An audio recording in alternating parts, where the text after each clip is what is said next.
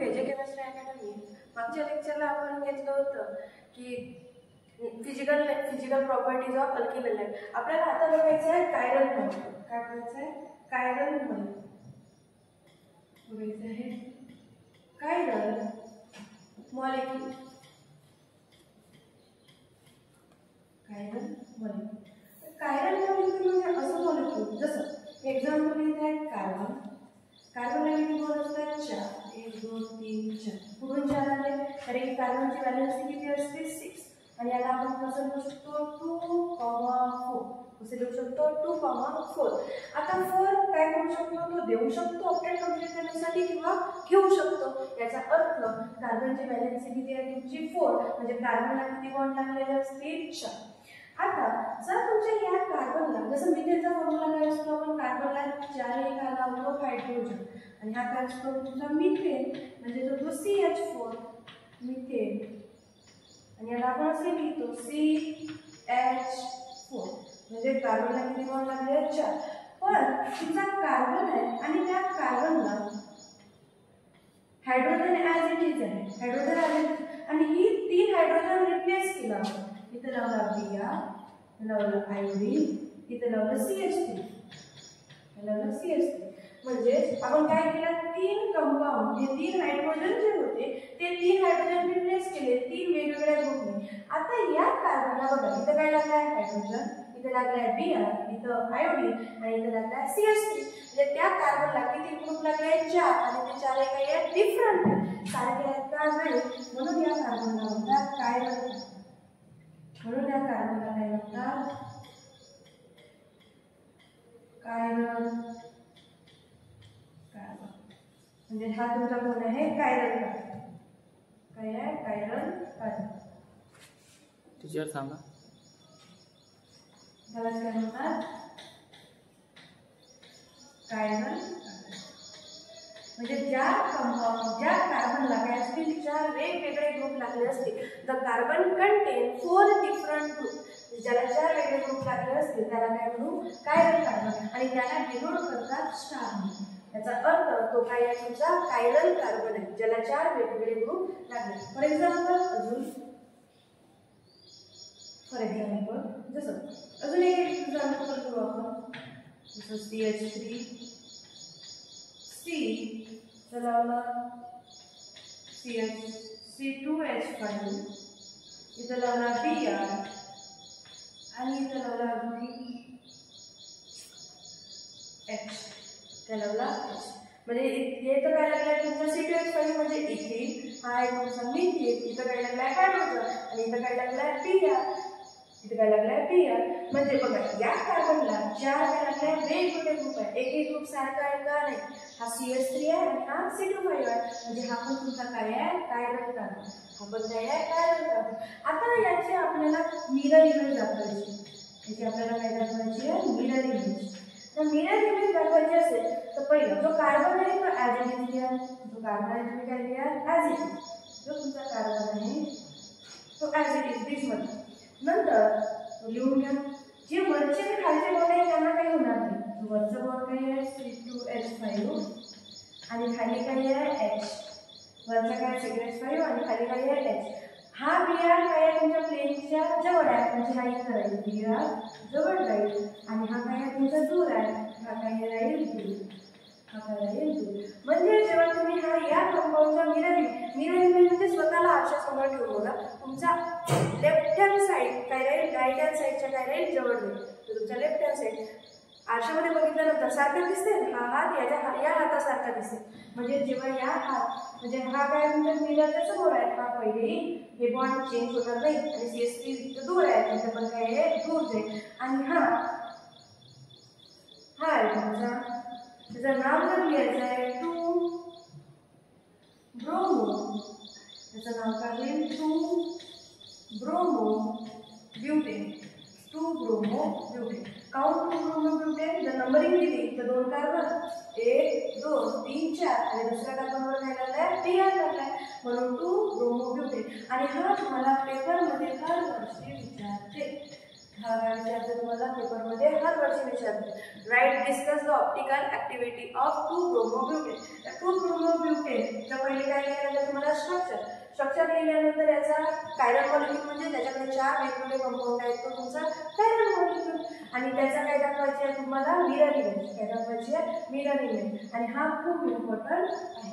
नंतर एक कन्सेप्ट येतो जर एक येतो Leo rotatory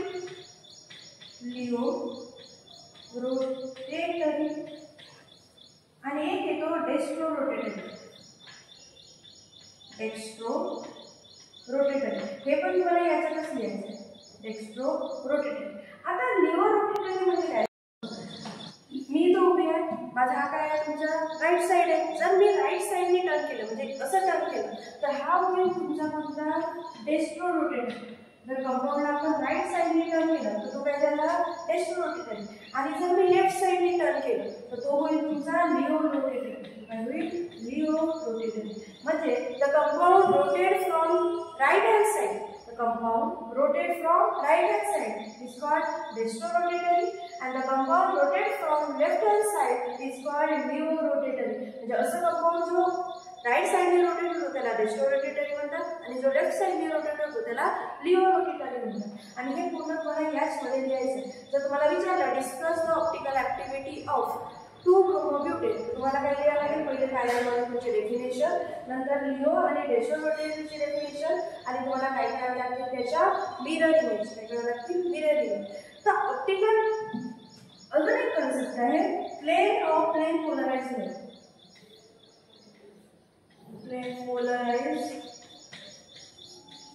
plain polarized light. Plane polarized light याचा अर्थ एक सर्कल आहे आणि याची लाईट आहे. इकडे जात आहे, इकडे जात आहे, इकडे जात आहे, इकडे जात आहे.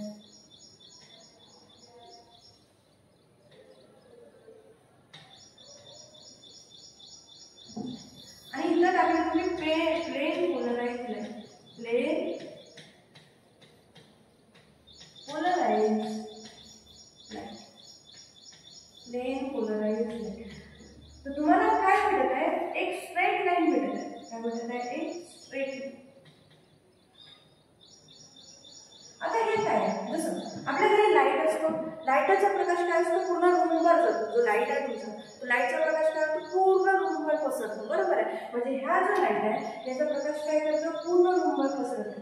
याची डायरेक्शन सेम आहे का नाही? हा कुठेही जात आहे इकडे तिकडे.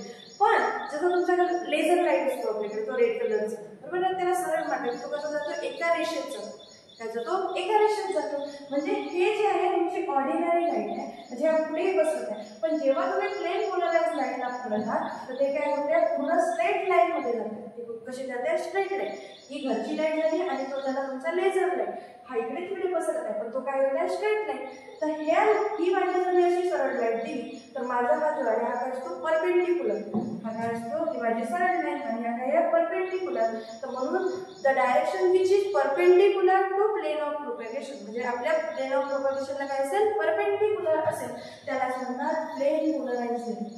काय म्हणतात प्लेन पोलराइज्ड लाईट. म्हणजे जो आपल्या प्लेन पोलराइज्ड लाईटला काय असेल परपेंडिक्युलर असेल डायरेक्शन ऑफ प्रोपॅगेशनच्या परपेंडिक्युलर असेल त्याला म्हणतात प्लेन पोलराइज्ड लाईट. आणि हा तुम्हाला लक्षात ठेवायचं आहे. म्हणजे हे काय आहे तुमचा प्लेन फिगर आहे तुमची प्लेन पोलराइज्ड लाईट. ठीक आहे तुमची प्लेन पोलराइज्ड लाईट. नंतर आहे ऑप्टिकल ऍक्टिव्हिटी. नंतर काय आहे तुमची ऑप्टिकल ऍक्टिव्हिटी. ऑप्टिकल ऍक्टिव्हिटी म्हणजे जो प्लेन पोलराइज्ड लाईटच्या इन्सिडेंट लाईटला काय करतो रोटेट करतो. जी तुमची इन्सिडेंट लाईट आहे इन्सिडेंटमध्ये जे देत आहोत आपण लाईट देतो डायरेक्ट जे रिफ्लेक्ट करत नाही जे आपण देतो तिला काय करते रोटेट करते. It's rotate the incident plane of light. म्हणजे rotate the polarization of incident plane of light म्हणजे ज्याला रोटेट करते त्यालाच काय म्हणतात ऑप्टिकल ऍक्टिव्हिटी. त्यालाच काय म्हणतात ऑप्टिकल ऍक्टिव्हिटी. जो इन्सिडेंट प्लेनला काय करतो रोटेट करतो लेफ्ट साइडनी करू शकतो किंवा राईट साइडनी करू शकतो. त्यालाच म्हणतात ऑप्टिकल. नॉन सुपरइम्पोजेबल आणि सुपरइम्पोजेबल. सुपरइम्पोजेबल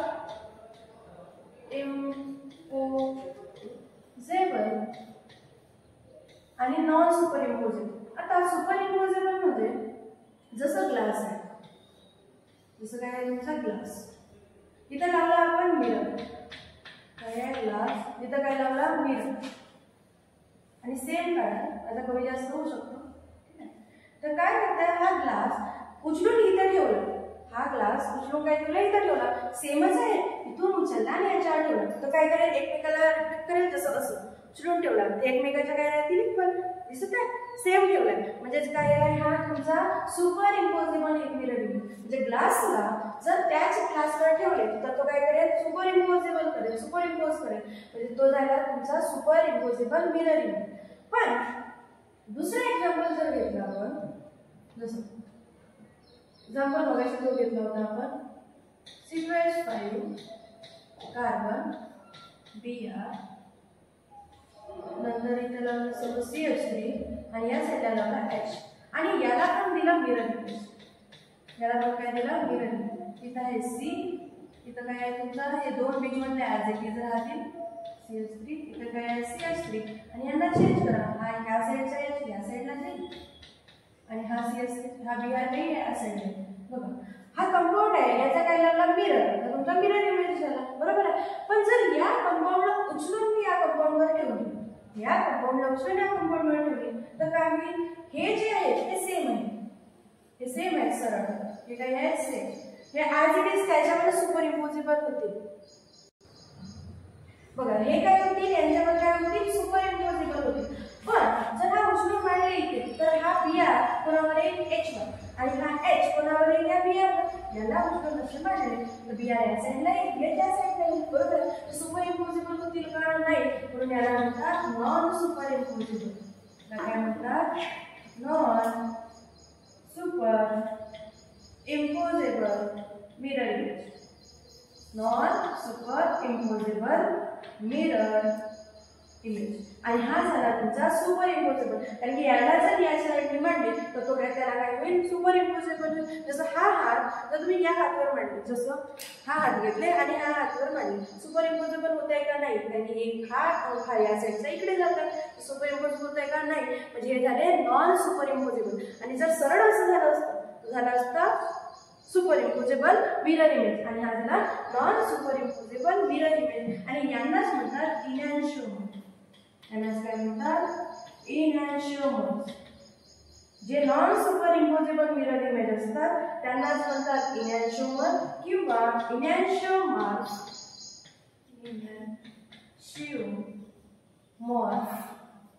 इनॅन्शिओमर्स नाव लक्षात ठेवा. म्हणजे जे non super imposable mirror image असतात त्यांनाच काय म्हणतात, इनॅन्शिओमर किंवा इनॅन्शिओमर. बाकी आपण नेक्स्ट लेक्चरला